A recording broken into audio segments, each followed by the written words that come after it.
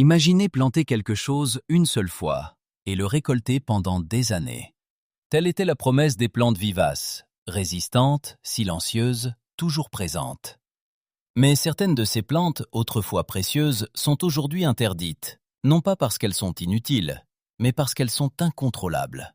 Certaines détruisent des maisons, d'autres étouffent des écosystèmes entiers, et beaucoup poussent encore autour de nous sans que nous nous en rendions compte.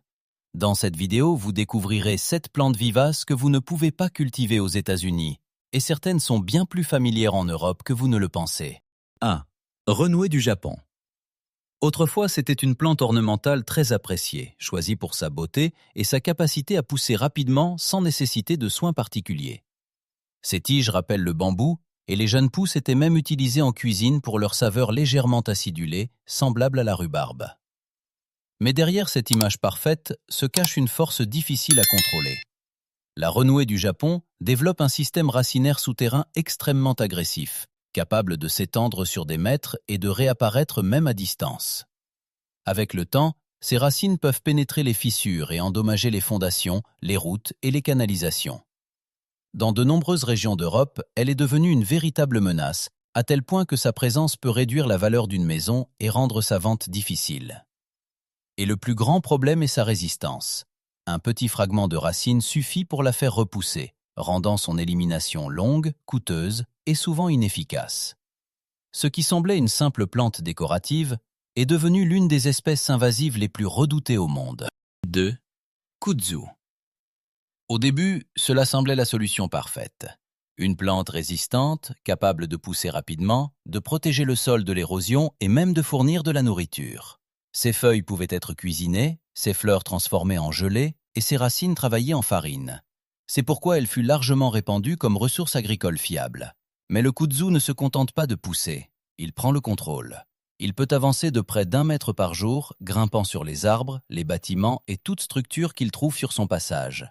En peu de temps, des paysages entiers sont recouverts d'un manteau vert qui étouffe tout le reste. Au fil des années, ce qui était considéré comme une solution est devenu un énorme problème. Le kudzu a envahi des millions d'hectares et continue de s'étendre, transformant forêts et territoires en étendues uniformes où les autres plantes ne peuvent plus survivre. Ce qui semblait une plante utile est devenu le symbole de la croissance incontrôlée. 3. Salicaire commune. À première vue, elle est simplement fascinante. De hautes épis de fleurs violettes qui illuminent les rives, les lacs et les zones humides, apportant de la couleur là où peu d'autres plantes peuvent pousser. En Europe, elle était également connue pour ses usages traditionnels, avec de jeunes feuilles cuisinées comme légumes. Mais derrière cette beauté se cache une capacité de diffusion impressionnante. Une seule plante peut produire des millions de graines chaque année, se répandant rapidement et formant des colonies denses qui occupent tout l'espace disponible. Avec le temps, ces colonies étouffent les plantes indigènes, altérant complètement l'équilibre des zones humides. Les animaux qui dépendent de cet habitat perdent leur environnement naturel et des écosystèmes entiers commencent à changer. Ce qui semblait juste une touche de couleur est devenu une menace silencieuse pour la biodiversité.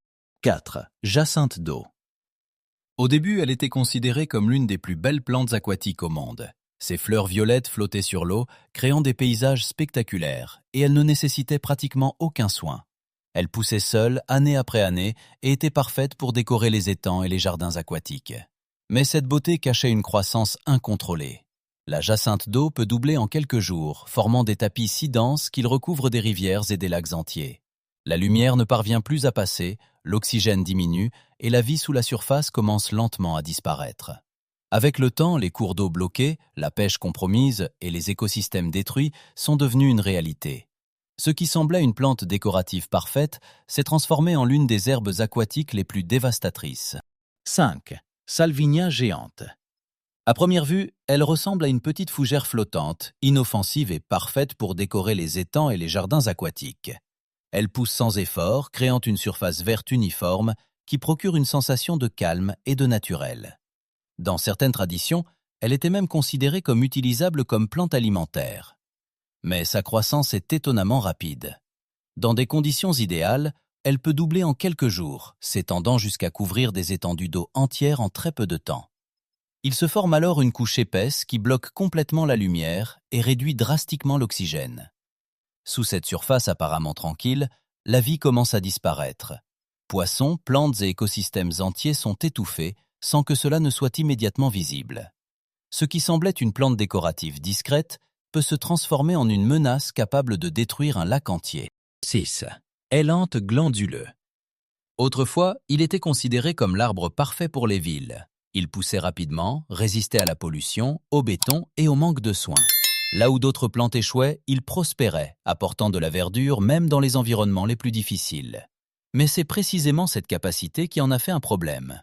L'élanthe glanduleux se propage avec une extrême facilité, tant par ses graines que par ses racines, formant des colonies denses qui empêchent les autres plantes de pousser. Ces racines peuvent soulever les revêtements et endommager les structures avec le temps. De plus, il libère des substances qui entravent le développement d'autres espèces et favorisent la propagation d'insectes invasifs qui causent de graves dommages à l'agriculture. Ce qui semblait un allié des villes est devenu une présence difficile à contrôler. 7. Panais sauvage. À première vue, elle ressemble à une plante commune. Elle pousse le long des routes, dans les champs abandonnés, et ses racines rappellent celles de légumes familiers.